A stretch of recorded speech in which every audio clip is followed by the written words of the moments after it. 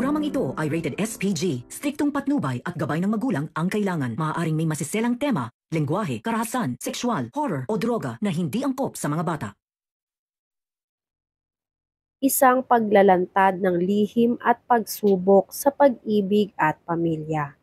Nagsimula ang lahat ng ito nang madiskubre ni Francis ang mga hindi pangkaraniwang pangyayari sa buhay ng kanyang ama na si Attorney Charlie at ng kasalukuyan nitong karelasyon na si Lani. Isang araw, habang abala si Francis sa pag-aalala sa kalagayan ng kanyang pamilya, napansin niyang may mga palihim na pag-uusap ang dalawa hinggil sa gamot na ibinibigay kay Madam Aurea, isang matandang kaibigan ng kanilang pamilya. Nang tanungin ni Francis ang kanyang ama tungkol dito, isang matinding pagtanggi ang isinagot sa kanya ni Attorney Charlie. Hindi lamang ito tumanggi, kundi nagbigay pa siya ng malabong paliwanag upang itago ang anumang koneksyon sa pagitan ni Lani at ni Madam Aurea. Hindi nakumbinsi si Francis ng mga sagot ng kanyang ama. Lalo pa siyang nag-alinlangan nang mapansin niyang may mga bagay na hindi ipinapaalam sa kanya ni Attorney Charlie. Mga bagay na may kinalaman sa kalagayan ni Madam Aurea at sa masalimuot na relasyon ng kanyang ama at Lani. Hindi tumigil si Francis sa paghahanap ng mga sagot. Puno siya ng katanungan at nais niyang malaman ang buong katotohanan, pati na rin ang mga lihim na tinatago ng kanyang ama at ng babae. Ang misyon ni Francis ay maglatag ng katotohanan sa kanyang harapan, upang hindi na siya magpatuloy sa isang buhay ng pag-aalinlangan at pagkakasala. Samantala, lingid sa kaalaman ni Francis, si Attorney Charlie ay batid na ng lahat ng nararamdaman ng kanyang anak. Alam niyang nagiging malamig ang relasyon ni Francis at Ina, at sa isang banda, natutuwa siya sa nangyaring iyon. Para kay Attorney Charlie, mas mainam na malayo na si Francis kay Ina, sapagkat mas madali siyang makakapagpatuloy sa kanyang mga plano nang hindi siya masyadong binabantayan.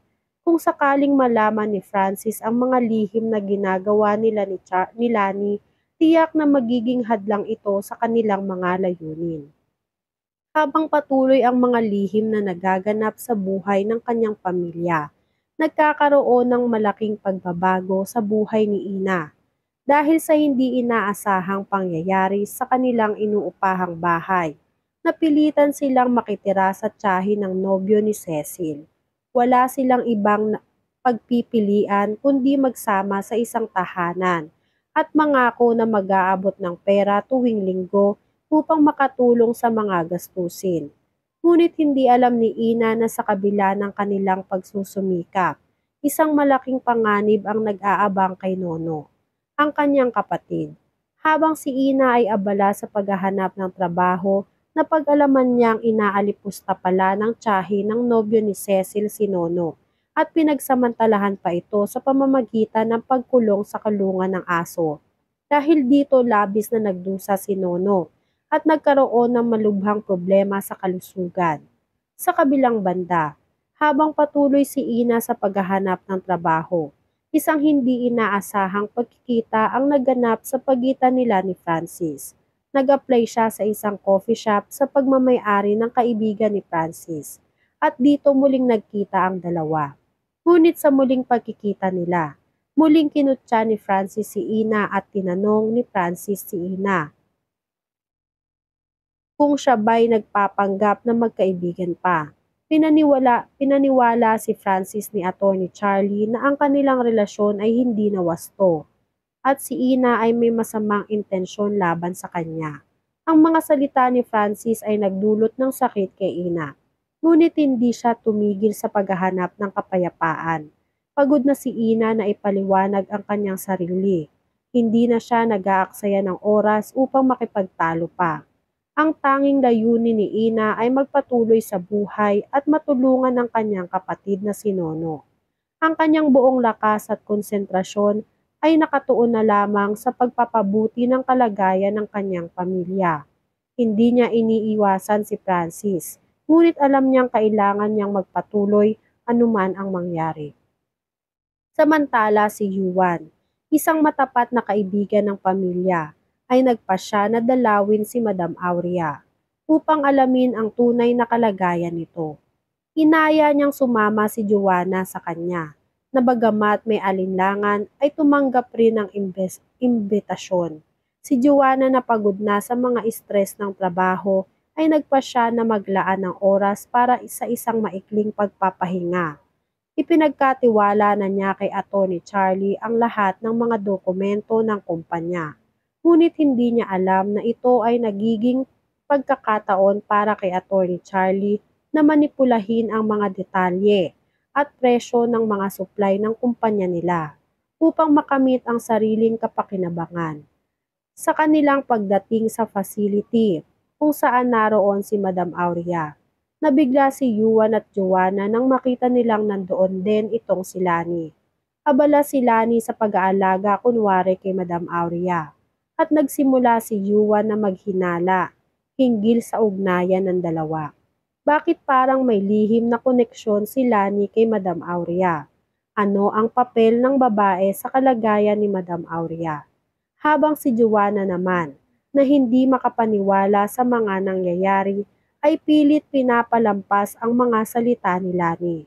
Ngunit si Yuan ay naging mas mapanuri sa bawat galaw ni Lani. At nagsimula siyang maghinala na may mga bagay na hindi ito sinasabi sa kanila. Sa kabila ng mga nag-uumpisang lihim at misteryo, dumarami ang mga tanong na naghihintay ng sagot. Magiging tapat kaya si Atty. Charlie sa kanyang anak na si Francis o patuloy niyang itatago ang mga lihim na magdudulot ng mas malaking gulo sa kanila? Ano ang mangyayari sa pagitan ni Francis at Ina? Magkakaroon pa ba sila ng pagkakataon na magtulungan o maghihiwalay na lang silang magkaibigan? At ano ang mangyayari sa mga lihim na kinasasangkutan nitong si Lani at Atty. Charlie kay Madam Aurea? Tulad nga ng isang komplikadong salaysay ng pamilya, kasinungalingan at mga lihim, ang lahat ng ito ay nagiging bahagi ng Shining Inheritance. Ang bawat kaganapan ay nagbubukas ng bagong pintuan ng mga tanong at posibilidad. Kaya't mag-subscribe na upang matutunan ang mga susunod na kabanata ng kwento na maghuhubog sa buhay ng bawat karakter. Yan nga ang mga kaganapan at mga dapat nating abangan dito sa Shining Inheritance. Kung gusto nyo pa ng mga ganitong klaseng video, ay mag-subscribe at i-like itong video na to. Maraming salamat po.